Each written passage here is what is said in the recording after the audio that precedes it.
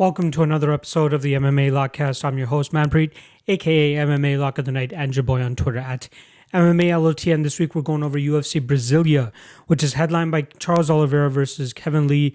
Big fight in the lightweight division. Charles Oliveira on a really good streak right now. Kevin Lee coming off a monstrous KO of Gregor Gillespie. This is Charles's first real test, in a while, in terms of somebody that's up there in the rankings, somebody that's very credible, somebody that's very legit. Not really talking shit to his past opponents, but a lot of people have been thinking that Charles hasn't been fighting up to his competition, or at least his level of talent and competition. But I think Kevin Lee is going to be the first person to actually test that. So, very, very intrigued for this fight. A bunch of other fights on the card that I'm excited for. But let's quickly start off with the last event, which was UFC 248, which was a profitable one. And that takes us to a two-event winning streak right there. So we actually got two events this week on my Bellator 241. And obviously this Brasilia card. And I do have a bet for Bellator. And I'll quickly let you guys know what that is after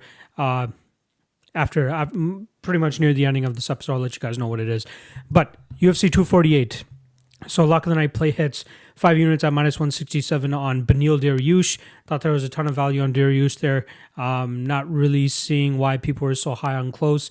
But as soon as I saw that line, I'm like, gotta take the shot. It was a little dicey at first, considering the Hail Mary tactics that these guys were fucking throwing at each other and swinging for the fences. Thankfully, Beneil Dariush comes out on the winning end and catches 2.99 units for us there.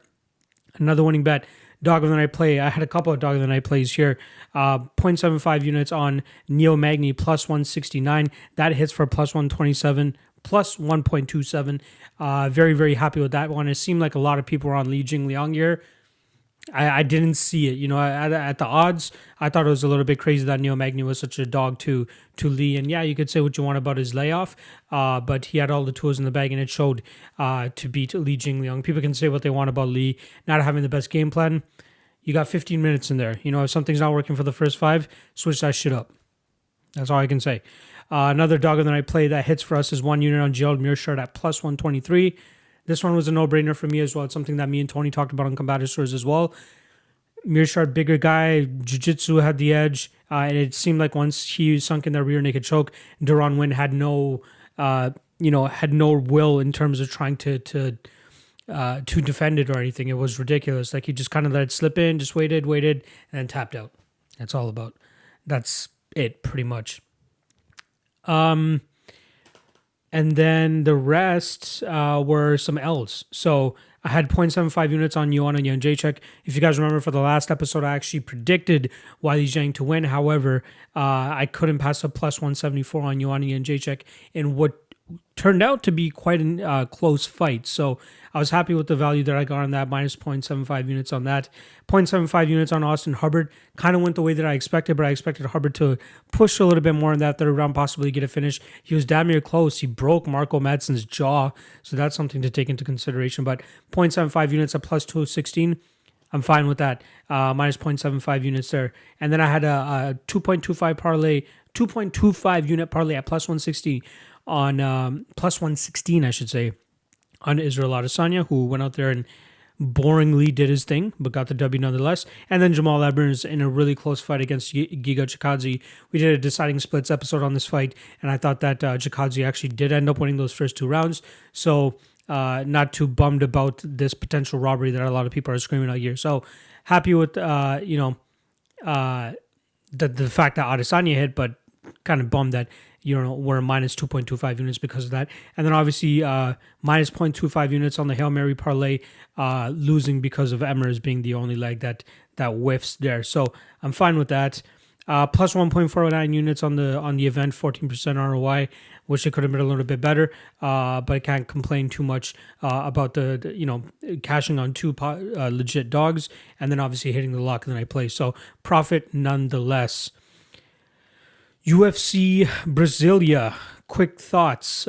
Solid card overall. There's a lot of fun fights on here. There's a lot of ingredients in each matchup that makes it kind of interesting. Even David Dvorak stepping out on short notice to fight Bruno Silva. I'm happy with that. I think Dvorak shows a lot of potential. I'm absolutely swearing myself off of betting UFC debuting fighters. Jamal Emmers went out there and, made it a much closer fight than it should have been. Jeff Hughes is another one that still comes to mind against Maurice Green.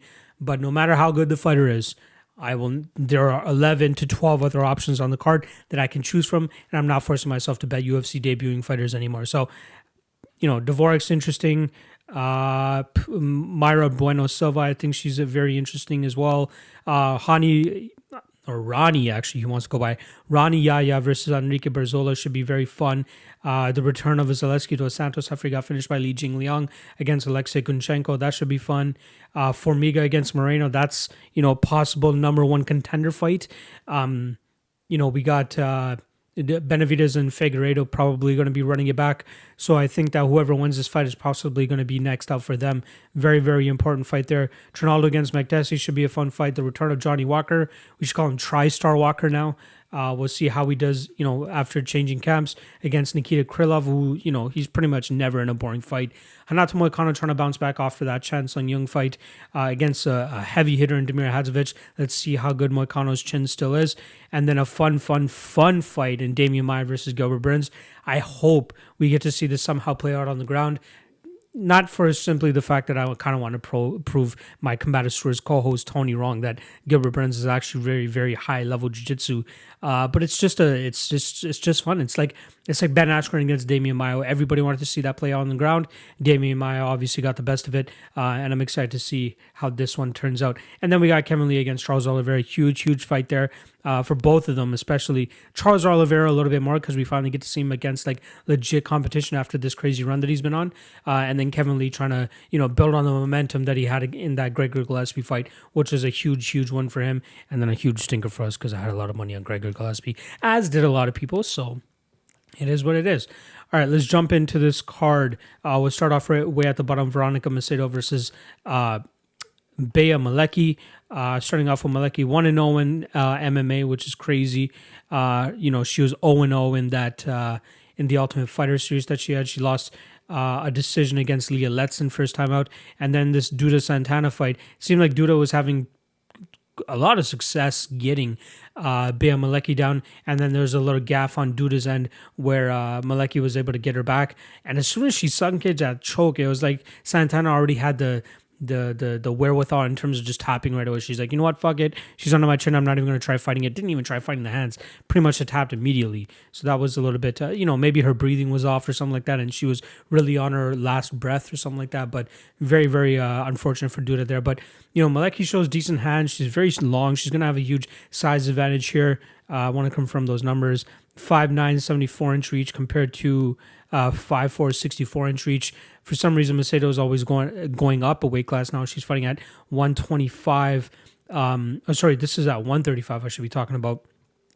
So she's going to be at a huge size disadvantage here. She's going to have to get the fight to the ground, I think, to have her most success. I think she's going to get outstruck on the feet against Bea Malecki. In terms of the odds, plus 155 for Malecki, minus 175 for Macedo. The line is really starting to close. We saw plus 175 initially on Bea Malecki. Now she's at plus 155. I think people are starting to see the little bit of the size discrepancy here and how it could be some issues for Macedo. I can't confidently go out there and say I want to bet Veronica Macedo. I think she has some really good jiu-jitsu. Her striking is pretty good too. I'm not 100% sure that she'll be able to get Bea down and hold her down and actually implement her striking. Her striking. Implement her jiu-jitsu just due to, dealing with such a bigger woman.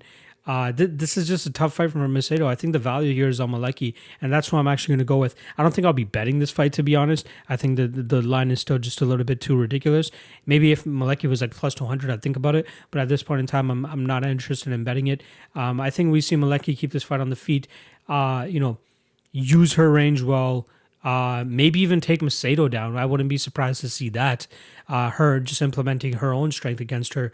But I think that we see Malecki just pretty much fight on the outside, maybe get a later finish. Otherwise, I see her getting a decision. But, if you're forcing yourself to bet this fight, I think the underdog is the way to go here.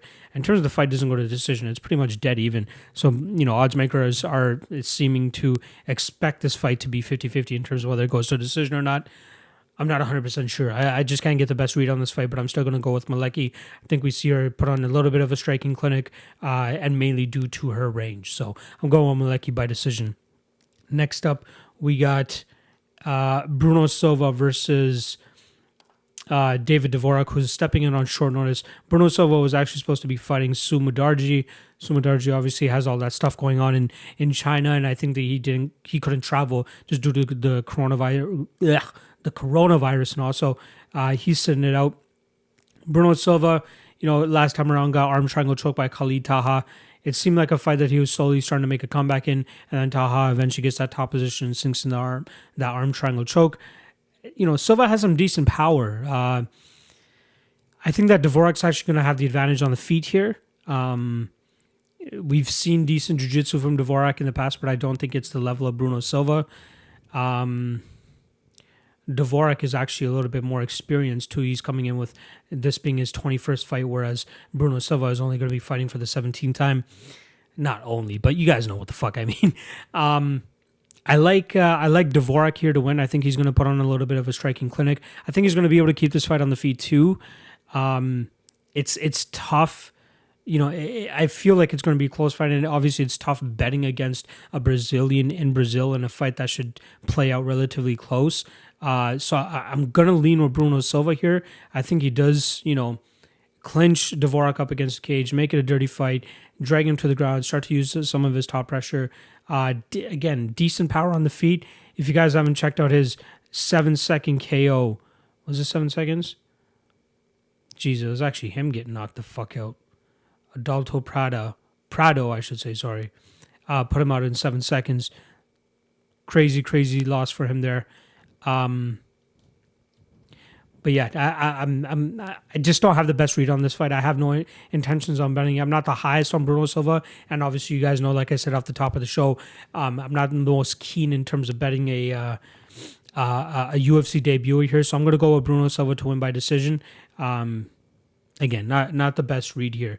Next up, we got Mayra Bueno Silva versus Maryna Moroz. Maryna Moroz, she has that decent striking style, mixing a decent amount of takedowns during the last fight against Sabina Mazo, which was a very, very close fight. I don't think we really saw Mazo pull the trigger in that fight, which is why Moroz was able to have a little bit more success than she was supposed to.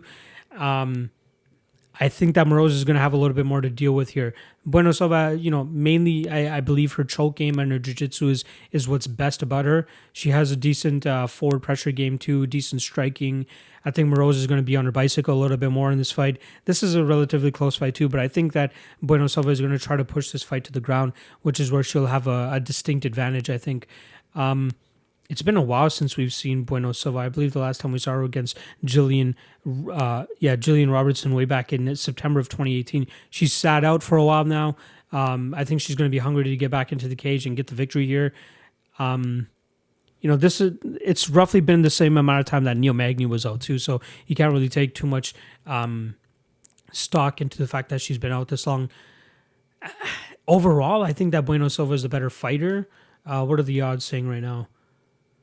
-130 for Bueno Silva. Decent value there, in my opinion. I could absolutely see Bueno Silva getting this fight to the ground. It's not like Maryna Moroz has this crazy takedown defense or anything like that either. So I expect this fight to play out on the feet a little bit, but I do think that we see Bueno Silva eventually get this fight to the ground, and I think we also see her eventually get the submission finish as well too. So going with Silva there. Not sure if I'll be betting it. Probably not.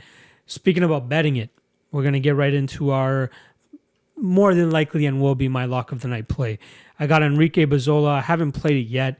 It looks like the odds are -181. So the odds are getting a little bit wider on Barzola.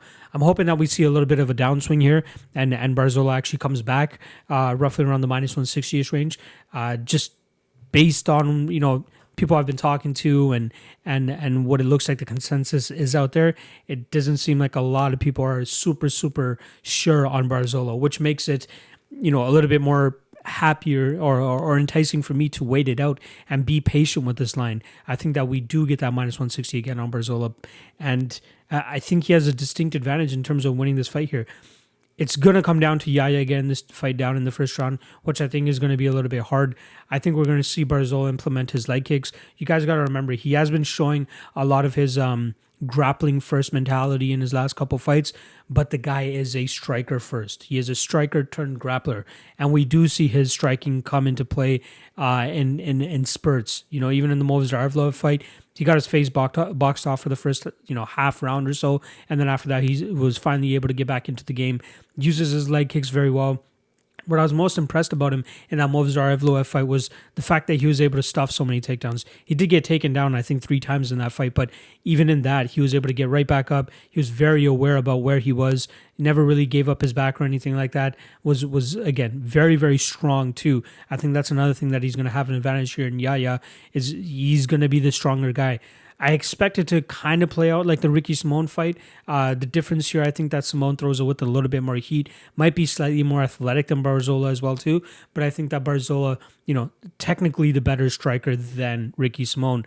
Where I truly believe we're going to see Barzola eat up that front leg of Yahya. And I expect at a certain time we're going to see Yahya start to try to reach for that front leg every time he gets hit. And then at that time, Enrique Barzola is going to throw some hands to his face, maybe land some damage there. But I think it's going to be a long night for Hani Yahya.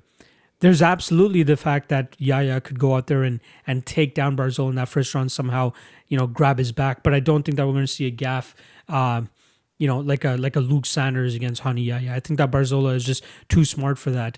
Even though he's coming off that loss to Evloev, I think it rose his stock in terms of the type of fighter that we're dealing with. Again, very strong. Movsarevlov has been a money train for me. He's going to be a money train for a while. The guy has relentless grappling, relentless takedowns, and Barzola held up pretty well there. So, not to mention Hani Yahya's poor gas tank. I think after a round and a half or so of him trying to, get desperate for that takedown, it's going to start to wear on him, and then Barzola is going to start to take over even more. It's very tough for me to see Barzola give up a submission here. Never been submitted in his life. He's only been taken to a decision. Those are pretty much his only losses. I fully expect him to, again, establish that leg kick early and often, and this fight will be very, very easy for him to win. Hani Yahya also throws reckless abandon on the feet strictly due to the fact that he doesn't care about getting taken down. He has that Damian Maia and super jiu-jitsu level striking where it's just all right, I'm going to throw with massive heat. I don't even mind if I tumble over, throwing a fucking haymaker. But if you follow me to the ground, you're getting into my fucking world. And I would be absolutely surprised if we see Barzola go out there and try to grapple fuck Hani Yahya. I could see him try to pull it off, and maybe in the latter half of the second round, or even in the third round, strictly maybe do what Ricky Simón did. Get Yahya down, force him to continuously get back to his feet, tire him out that way, keep the pressure on him. And I love Barzola's gas tank too. That's another huge advantage that I think he has in this fight. So I'm hoping that the people that are wanting to bet Barzola kind of maybe not see this podcast. And I'm hoping that we get the swing back in Yahya. Again, it's only Tuesday of fight week, so there's still a couple days for the line to play out here. I think, again, Barzola is going to have definitely better odds. Let's see if I just refresh this best fight odds page right now and see if it got... it's not minus 181. That's wishful thinking right there. But yeah, I love Barzola in this spot. Yeah. I don't know what more. I'm pretty sure I touched on everything I wanted to touch on for this specific fight. So, again, MMA is a very volatile sport. There is absolutely that chance that Barzola could slip on a banana peel and Hani Yahya absolutely takes advantage, takes his back and chokes him out. Don't see it happening though. If that's really his only path to victory here, gotta go with Barzola. Again, I'm hoping for that minus 160-ish range again, and I'm willing to wait it out. So I got Barzola. I'm going to take him by decision. I wouldn't even, we could also see a late stoppage for him too, but I'm going to go on the safer side and say Barzola by decision. All right, next up we got Elizeu Zaleski dos Santos versus Alexey Kunchenko. The odds continue to close for this fight, plus 105 for Kunchenko, minus 120 for Zaleski dos Santos. It seemed like Zaleski had huge amount of momentum coming into that Li Jingliang fight, I think it was like a crazy, minus 265 favorite. Insane. He was on a ridiculous run beating guys like Sean Strickland, Luigi Vendramini, who's not in the UFC anymore, and then Curtis Milner. He went out there and quickly choked out, but then he got finished by Li Jingliang literally with 9 seconds left in the fight, probably in a fight that he was losing as well too. Got hurt really bad at the end of that first round. Kunchenko brings a very interesting style here. 20-1, his only loss in his last fight against Gilbert Burns, I believe. Yep, that was his last fight. Getting a little bit up there in age. I believe he's 36 now. Nope, 35. He will be 36 in May. The guy has a very basic style when it comes to striking, but that basic style led him to go 19-0 or 20-0 before he ran into Gilbert Burns. And I think even that type of style, he has a little bit of power that he packs as well too. But that style could definitely prove some issues for Elizeu Zaleski. We saw Zaleski numerous times get hit by Li Jingliang, and I think that we're going to see a little bit more of a technical performance from Kunchenko here, who won't be rattled by the crazy capoeira style of Zaleski. He doesn't have the greatest striking defense either too, so that definitely hinders Zaleski's chances of winning this fight. But I think that Kunchenko is just too weathered to lose to a guy like Zaleski. Zaleski, he has the possibility of getting this fight to the ground and implementing his jiu-jitsu. I just don't think he has the best timing on his takedowns or the type of takedown ability that Gilbert Burns had, which allowed him to come away with the success. I think that one thing that would allow Kunchenko to really win this fight is to implement that leg kick, just as he did against Gilbert Burns near the ending of that fight. I think if he's able to immobilize Elizeu, it will make it easier for him to use his hands, catch Dos Santos, maybe even put him out. But I think that we see a very calm, cool, collected Kunchenko through 15 minutes, and he's going to pretty much strike Zaleski's face off. So I think he has a little bit of value at the plus 105. I wouldn't even be surprised to see that line flip at this rate. So I'm going to wait it out, see if we can get a better line. I have absolutely no qualms in terms of passing on this fight. I see no reason to rush to the betting window to bet Kunchenko here, but I do think he is the right side here. And I think that the myth of Zaleski is going to continue to fall. And this is just another example of that. So we're going with Kunchenko by decision. Next up, we got my possible, or will more than likely be my dog of the night play. We got Amanda Ribas here against Randa Markos, minus 330 for Ribas, plus 270 for Markos. And I did start this one off by saying another dog, or my dog play of the night. And no, it's not going to be Randa Markos. I'm not that crazy. I love Randa, and I hope to eventually have her on my podcast, which is something that I'm trying to work on. But I think that she's a little bit outmatched here. I'm being completely honest. The only thing Markos has more here in this fight, I believe, is the UFC experience. But she gets a little wild. She gets a little sloppy, and sometimes that's to her benefit, and sometimes that's to her detriment. And I think in this fight against a girl like Amanda Ribas, it's going to be to her detriment. So my dog play is going to be Amanda Ribas via inside the distance. And the fight doesn't go to decision line, which is the only prop that we currently have available for this fight, continues to get better. It opened up at plus 205. Now it's at plus 240, which leads me to believe that Amanda Ribas inside the distance is going to be between plus 300 and plus 400. And I'm probably going to lay a whole unit on that. I think that, Markos is outmatched on the ground here. Black belt with Ribas, who does, has amazing back takes. Say what you want about her not being able to submit Emily Whitmire by having her back for pretty much that entire first round, but then eventually getting the choke in the second round. She showed decent jiu-jitsu against Mackenzie Dern as well whenever Dern tried taking her back. I think Markos just gets a little bit too crazy and sloppy on the ground at times, and I think that's where Amanda Ribas is going to be able to capitalize. I see Ribas eventually getting her back and then choking her out. I'm calling a rear naked choke. And then I think Ribas obviously has the better striking too. One thing I will give Markos is that she moves very awkwardly and she moves in a very unorthodox manner that might throw off Ribas. But the unfortunate part is that Markos doesn't really throw with much power, so it doesn't really, she's going to have to throw volume if she's going to want to beat a girl like Ribas. And even with the volume, I think that Ribas will be able to find that, even if it's a head and arm choke, like we still see Randa Markos get taken down by weird things.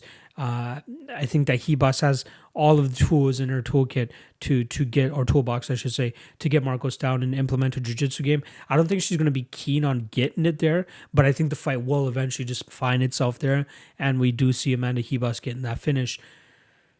She's very aggressive with her jiu-jitsu. We've seen Markos get tapped in the past by, other ladies. Let me just give you guys some names for reference. Courtney Casey, Rose Namajunas, I'll give that one to her. So she's only been tapped 2 times, but this is like the first time that she's fought a girl of this jiu-jitsu level as well. Say what you want about Claudia Gadelha, but that fight was like super boring, pretty much just a staring contest, a pedestrian fight at best. No real other jiu-jitsu threats that she fought throughout her career. Jessica Penne, decent jiu-jitsu, but that was super early in her career. But yeah, I just think Amanda Ribas has the advantage here, and I think that, again, having that inside the distance as such a juicy line, juicy, I mean good line, it's too tough to pass up. I got to go with Amanda Ribas here and inside the distance. So whenever you guys get that inside the distance prop, or if your books don't offer inside the distance, the total will more than likely be set at 2.5. I would highly suggest hitting that under. I expect that under to be around the plus 250-ish mark, plus 275-ish mark. I think that has a ton of value as well. But if you do have the option to bet Ribas inside the distance, whenever your bookies release that, hit that shit. I'm going to pour a full unit on it, I believe. I was considering like taking a 1-unit dog and then dropping maybe a 0.5 to 0.75 unit play on Ribas inside the distance. But man, like none of the dogs are barking at me enough, or convincingly enough to make me actually put out that 1 unit on them. I would rather just use that 1 unit on Ribas inside the distance, because I believe that's where the most value lays in terms of plus money. So I'm going Ribas inside the distance. I'm calling a rear naked choke, probably second round, maybe even first round. Wouldn't be surprised. But I think she gets the finish here. All right. Jussier Formiga versus Brandon Moreno. This is a fun fight. Minus 160 for Formiga, plus 140 for Moreno. This is a fight. The line just keeps getting better and better on Formiga. He opened minus 185, got down to somehow minus 130, and minus 185, minus 170. Now he's getting up and up to that minus 160 range. Let's start off with Moreno. I gotta say, I have been impressed with him since he's come back to the UFC. I had a lock of the night play on Askar Askarov, and I came out, thanking the heavens that Askar Askarov came out with a draw in that fight, because that probably should have been a loss. But in the Kai Kara France fight, Brandon Moreno comes out there looking like an absolute beast. Pretty much lighting Kai Kara France up on the feet. Very unorthodox and unusual with his striking patterns, which kind of threw off Kai Kara France. Used his length very well, used his movement very well. His jiu-jitsu is always something to keep in mind. But in this fight against Formiga, you're talking about a guy that has ever-improving striking in Formiga, and probably hands down the best jiu-jitsu in the flyweight division. So I think Formiga somehow, uses that Yahya type of striking, that Maya type of striking where, but I'd say it's even better because he is adding technique behind it, but he's throwing heat. He's throwing all these spinning back fists and trying to get a little crazy out there because he's not scared about taking it and getting taken down. That's where he's able to implement his best game. And the only concern here with Moreno is that he continuously gives up his back whenever he's trying to get up. So I think that's an issue, especially fighting a guy like Jussier Formiga. I think Formiga is miles ahead of him in terms of the jiu-jitsu game. It's all about what's going to happen on the feet. I could absolutely see Moreno getting a little bit too crazy out there and Formiga catching him, clipping him, hitting him with a spinning back fist, and then following up with a takedown or getting him down. You got to give credit to Formiga in terms of being able to get Benavidez down. Yeah, he wasn't able to keep Benavidez down, but that's just Benavidez being one of the best scramblers in the game. Moreno is a decent scrambler himself, but I think that Formiga may be a step or two ahead of him once this fight hits the mat, and that's where it's going to get a little bit scary for Moreno. So I absolutely understand why people are taking the shot on Brandon Moreno at the plus 160, plus 170 range, considering the improvements that he continues to make. But I think Jussier Formiga is just another level. He was close to being my lock of the night play, but I love the spot with Barzola a little bit more. So I'm happy with passing on Formiga here. But I think at minus 160, he holds a little bit of value. So that's something people will definitely need to keep an eye on. And I think that, he may be a parlay piece for me. That's something that I would highly consider with Jussier Formiga here. If Barzola wasn't on if that Barzola and Yahya fight wasn't on this card, I'd maybe consider Formiga as like my 3.5 to 4 unit lock of the night play. But yeah, another thing that we can't really put our hand on is the ever improvement of Brandon Moreno. Like I said, he's looked amazing since he's come back to the UFC, and he may make another step forward in terms of his progression in his career, in terms of his improvement, his skills, and all that type of stuff. But I still like Formiga. Even though he got finished by Benavidez, and even though he wasn't able to keep Benavidez on the ground, I still like what I saw from Formiga. He just seems so much more confident in his striking too, and that's a big part of his game, especially in terms of trying to mix the striking aspect into his takedowns, and then eventually implementing his grappling, which is obviously his bread and butter. So I'm still going to go with Formiga here.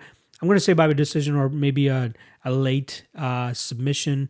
I forgot who it was, but somebody brought up the fact that Moreno went out there and subbed Louis Smolka.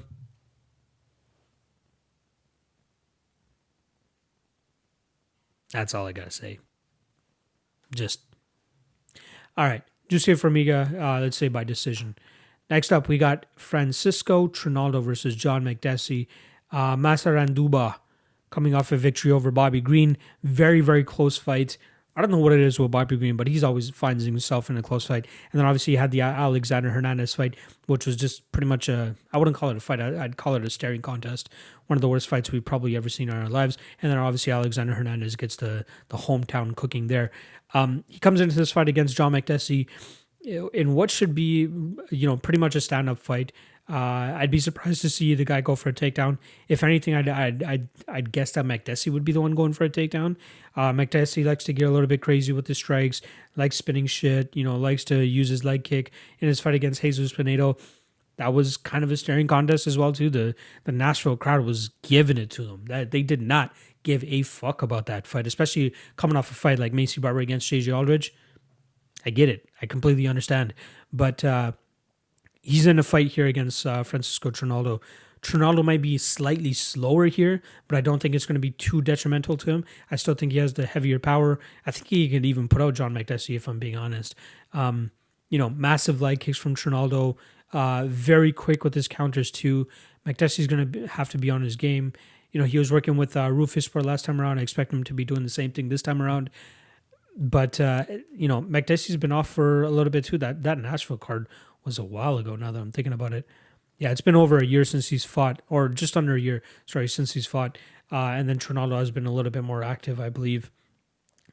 He's fought 2 times since then. Was scheduled numerous amounts of times, Diego Ferreira, Islam Makhachev, and Alexander Hernandez, but he still ends up coming out against Alexander Hernandez and Bobby Green. So I like Trinaldo here. What are the odds? I think those odds are getting better too. Minus 160, plus 140. If I'm looking at 2 minus 160s, Trinaldo and the guy that I talked about in the last fight, Jussier Formiga, I'd prefer Jussier Formiga over Trinaldo. He is getting older. He's like in his 40s now too, isn't he? 41. Ridiculous. He's kind of on that like UR Romero vibe, but I don't see him ever getting up there in terms of like being a number 1 contender or anything like that. So I am going to take Trinaldo here. I think he finishes John Makdessi as well too. I think we see Makdessi get a little bit too wild, and he gets clipped, gets put down, and then Trinaldo picks up the victory there. But I have absolutely no confidence in betting Trinaldo here. All right, next up, Johnny Walker against Nikita Krylov. This is another dog that I found very interesting to bet. Plus 125 currently, not enticing enough. Again, I need maybe plus 140, plus 150. So Obviously, the fight doesn't go to decision. It's probably the best bet that you're going to get here at minus 475, though. That's a little bit too crazy. The under 1.5, I would consider, depending on what the odds are. But even that, I might even pass. Krylov's only been to the third round, I think, twice in his 30-something fights. How many fights has he had? 33 fights. He's only gone to the third round twice. So kind of like Charles Oliveira, this is a guy that never really likes to see the judges. There's a lot of questions surrounding Johnny Walker here. We don't know what kind of fighter we're going to get. This is his first fight that he's going to be working with Faraz Zahabi over at TriStar. He's coming off that demolishment from Corey Anderson. I still believe he's like that guy that strictly relies on his power. I don't expect to come out here and see a Johnny Walker that's going to be sticking to a game plan of like jabbing, trying to get into his distance. I still think that we're going to see Faraz Zahabi kind of bring out that more wacky side of Johnny Walker to make him more effective, but still wacky and wild and unorthodox. But I think we could still see him get into some trouble if this fight hits the ground. And I would have to give the advantage to Krylov on the ground in terms of snatching up submissions, maybe holding top control. We've seen Krylov out there fight heavyweights in the past. So fighting a big guy like Johnny Walker is nothing new to him. Has a ton of veteran experience. I think he's fought guys way better than Johnny Walker. Obviously, coming off a split decision loss to Glover Teixeira is obviously not the best look. Got hit by some bombs by Glover and was fine, but it seemed like he was showing a little bit of damage off of those. So if Johnny Walker hits him clean, it might not be good. I still like Krylov here, which is weird. I know a lot of people are on Johnny Walker, and we might see that line on Nikita Krylov get better as the week goes on. Plus 125, we could see it close plus 150-ish as people start to throw Johnny Walker into parlays and start to see that minus 130, minus 140 line and start to get a little bit trigger happy and start just blowing the money on Johnny Walker. But Krylov definitely offers a little bit more to worry about, especially if you're a Johnny Walker backer. Decent karate style as well. He has good striking. But I think his main game plan is going to have to be to take Johnny Walker down, use his top control, start to work his jiu-jitsu, maybe pull off a submission of some sort. And I think that's what we might actually get from Nikita Krylov here, maybe a ground and pound or something. But Walker, too many questions around Walker, especially coming off that devastating knockout to Corey Anderson. I could see him being super motivated by it. However, Krylov just, he presents a lot of issues for Walker, and if Walker's not able to get him out of there in that first 2 minutes or 3 minutes, it could be a tough fight for him. So I'm going with Nikita Krylov by second round submission. But I just don't know if I'm fully on board with taking the dog money at plus 125 right now. If he gets up to that plus 150, plus 160 range, I might have to pull the trigger. And I'll obviously entertain the under whenever it comes out and see what that line is at. But as of right now, I'm probably going to pass on this fight. But I'm going to go with Nikita Krylov to win this fight by submission. Next up, we got Renato Moicano versus Damir Hadzovic. So this is originally pre-tape, and obviously looking at the odds, I was like, there's a ton of value on Damir Hadzovic here, plus 275. That's a little bit crazy, especially considering fighting a guy that's coming off of 2 KO losses. I do want to bring a little bit of clarity to those KO losses, though. The Jose Aldo one, obviously, he got hurt and then just got overwhelmed. He eventually got stopped while he was still on his feet. So I think it was more so an overwhelming barrage from Aldo that got the finish from Moicano. And obviously, Moicano was hurt. Don't get me wrong. That's why he was shelling up, and I wasn't really offering anything in return offensively. And then the Chan Sung Jung fight, he got absolutely cracked. Perfect punch by Chan Sung Jung. Chan Sung Jung goes out there and then follows up some ground and pound and then puts out Renato Moicano that way. Hadzovic has a lot of power in his hands. The only issue here is his takedown defense is not the greatest. And I think that's where Moicano is probably going to want to get this fight. I think he's going to want to test it out on the feet a little bit, establish his range, establish some leg kicks, and then boom, throw in a takedown here and there. And I think that's where he starts to implement his jiu-jitsu, ground and pound, and really puts it on Hadzovic in that aspect. Am I willing to take the chance at the minus 335? Fuck no. Absolutely not. That's not what I'm looking at. As a parlay piece, no, not that either. We don't know. I'm not willing to find out if Moicano will be able to beat Hadzovic at that minus 235 range. I have no interest in it. I am going to pick Moicano to win, and I am going to pick Moicano to win by decision. But you got to be very wary here, especially throwing Moicano into any type of parlay. Hadzovic is dangerous. He has a lot of power in his hands, decent striking technique, decent kicking technique, but I think it's going to be a little bit too much for him to deal with the range, the movement, and the skill set of a Moicano. So I like Moicano to win here. I'm going to say by decision, but definitely not worth of a parlay piece or even a straight bet, obviously. So Moicano by decision. Next up, co-main event, Demian Maia versus Gilbert Burns. I started the show at the top saying that I hope that they fucking play out on the ground somehow. You know, they can just start jiu-jitsu style. Why not? Somebody on their butt. Whatever those jiu-jitsu guys do, let's get into it. Let's fucking try to pull that off. But let's get the striking out of the way. Obviously, Gilbert Burns has the advantage. You know, the endless amount of time that he continues to put in with... why is it escaping me? Henry Hooft over down there at Hard Knocks 365. I think that's helping him tenfold.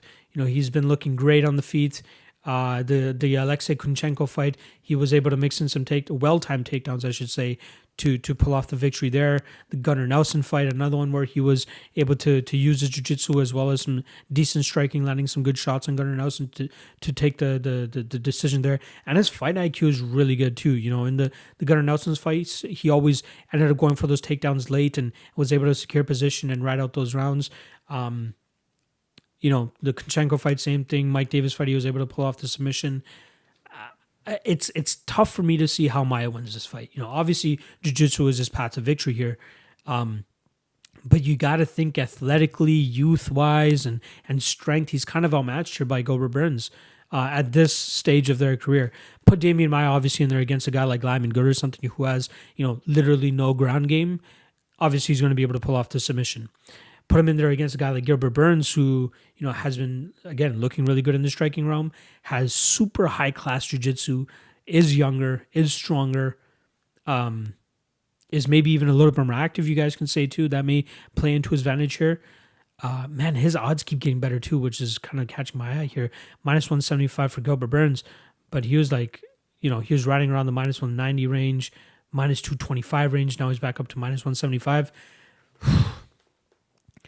I'm gonna have to track this line. You know, if that line continues to get better at like the minus 145, minus 150 range, that's definitely worth a shot.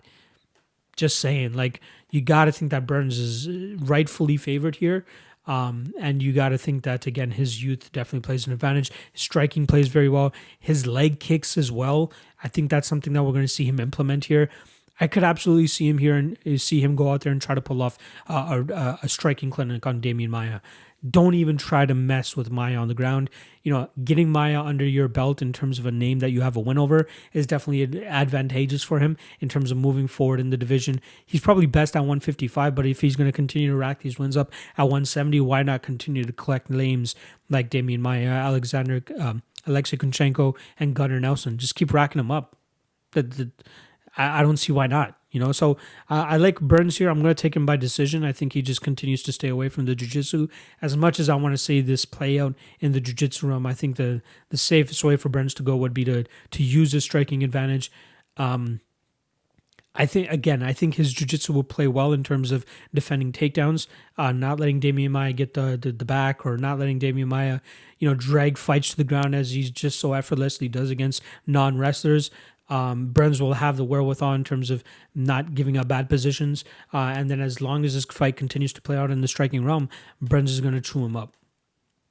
Pretty simple, straightforward. So I'm going to go with Burns by decision. And may, again, with the line continuing to drop, it may potentially be a bet for me. So it's something I'm going to keep an eye on. I wasn't considering it at minus 200, to be honest. I thought it was a little bit wide. But throughout the day, it's been slowly getting better. So I'm going to go with Gilbert Burns. All right, next up, we got the main event, Kevin Lee versus Charles Oliveira. This is a fun fight. Let's start off with Kevin Lee. He's coming off that victory over Gregor Gillespie. You know, Gillespie actually looked great in that fight. His hands look crisp. We didn't really see a shot or anything from him. A lot of people wanted to see the wrestling play out in that fight. We never really got to see that. And then eventually Kevin Lee lands that banger of a head kick and absolutely puts Gregory Gillespie to La La Land. It was insane. One of the craziest knockouts we'll ever see. And it's even worse that the way Gregor fell, especially against a cage and just looking all fucked up. Very, very bad. But this is a different fight. Charles Oliveira, his striking is really coming together. He pieces up Nick Lentz, breaks Jared Gordon's orbital bone, pieces up David Tamor, and then eventually Anaconda chokes him. That was a crazy performance. He is on a crazy streak. So he lost to Paul Felder back in December of 2017. Since then, he's put together 6 straight wins. All of them finishes. He continues to go out there and just absolutely impress. The line I was initially looking at was, oh shit. I think I got my lock of the night play. Minus 305. Fight doesn't go to decision. I'm hitting the shit out of that. I don't know about y'all. So I was thinking about hitting that at minus 310. But yeah, this minus 105 is too nuts to pass up. Let me throw this stat out there. 13 straight fights that Charles Oliveira has not gotten to a decision. Let me give you the actual how many fights he's actually not gotten to decision. So besides his regional fights that we just don't have any info on, which was 2, 4, 6, 8, 10, 12. So his first 12 fights we don't really have a method of victory for. But 1, 2, 3, 4, 5, 6, 7, 8, 9, 10, 11, 12, 13, 14, 15, 16, 17, 18, 19, 20, 21, 22, 23, 23 fights not going to decision out of, 16 plus 8? 24? The fuck? And then Kevin Lee, 8 out of his last 10 fights did not go to a decision. I see one of two things happening. We could either see Charles Oliveira go out there and submit Kevin Lee, start to use his striking a little bit. I'd say it's a little bit more diverse than Kevin Lee's at this point in time. I would have to give Kevin Lee the advantage in terms of power, but in terms of an overall game, I think Charles Oliveira has the better leg kicks. His hands are looking a little bit better too. His Muay Thai clinch might be a little bit better too.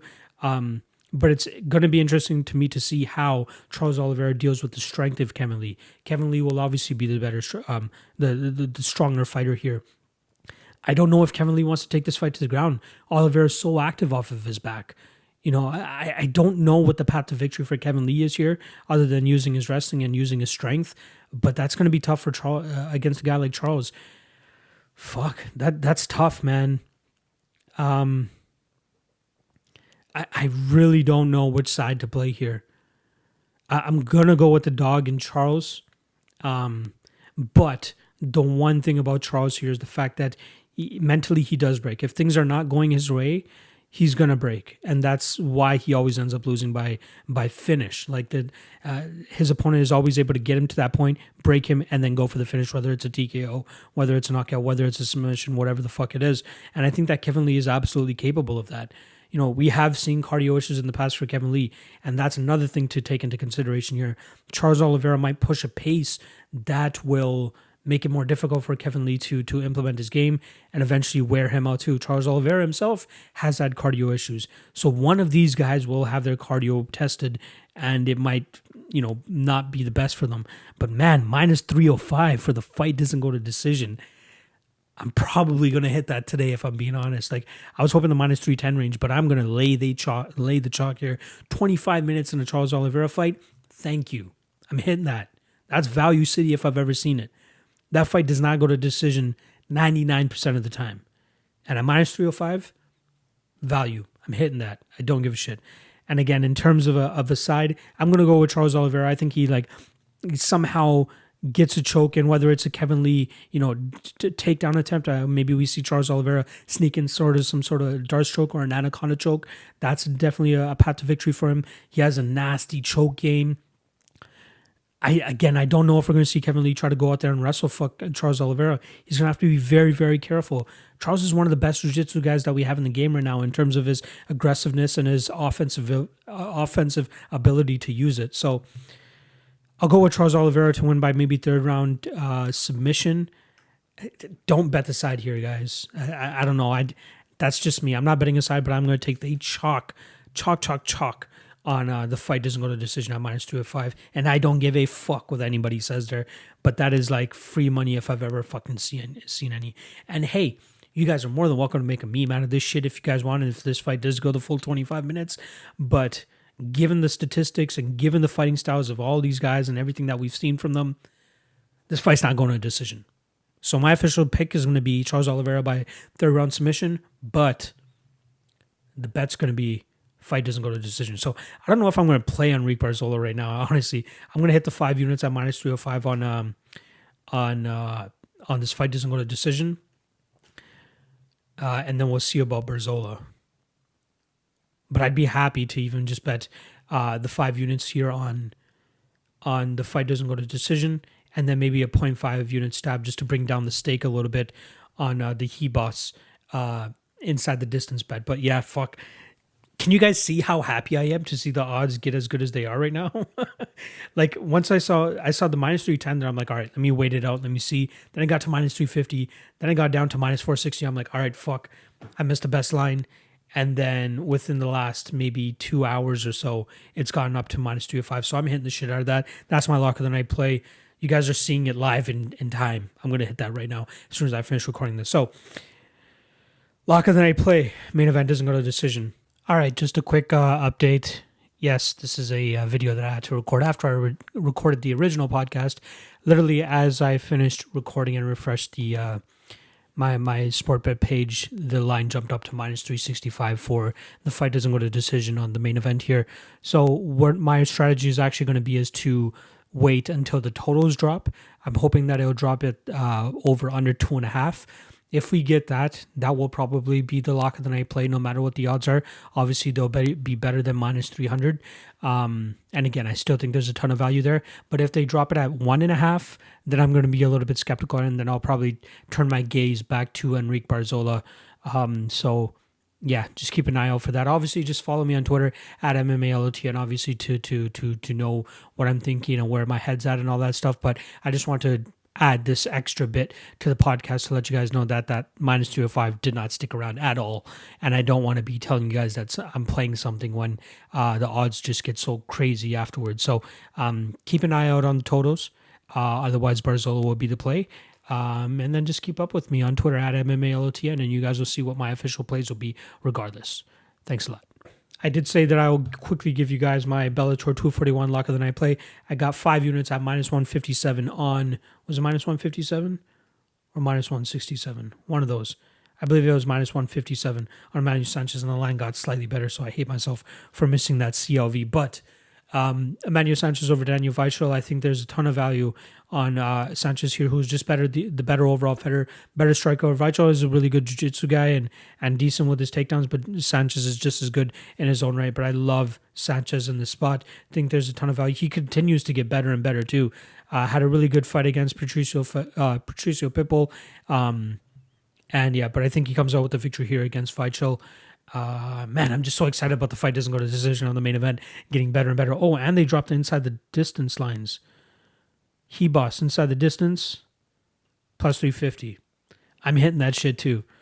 So probably 0.75 units at +350 on Ribas inside the distance, and then fight doesn't go to decision, -305 on the main event. All right, I'm just too excited. I'm sorry, guys. Appreciate you guys watching the episode.